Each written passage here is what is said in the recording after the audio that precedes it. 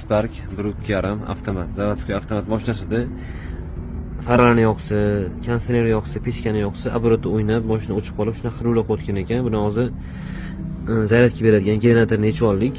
Oldin mana zapchasi 2 marta almashgan ekan. Aslida aybi bundan emas. Mana yakridan bo'lgan.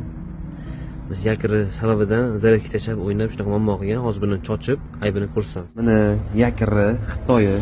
Bu yog'ini o'gir. Bu orqa tarafi bo'ladi, kollektor deyiladi mana oti. Bunisi oq nimaga Xitoy bo'ladi? Bu original bo'ladi. Sababi originalda simlari zich o'ralgan, mustahkam bo'ladi. Buni ishlashi prochniy. Mana Xitoy sifatsizda mana simlari talapartish, rasvo o'ralgan bo'ladi. Shu hisobiga zaryadka tashib olib o'ynaydi. Asosiy kasali shu bo'ladi. Xudo xolasa biz hech qanaqa kasallarni bekitmaymiz, aytamiz hammasini. Shuni ustunovka qilib yig'sak bo'ldi. Xudo xolasa ichimiz juda ham sifatli, chiroyli bitdi. Mana kondisioner yo'q u. Kondisionerning nagruzkasi pechkangidan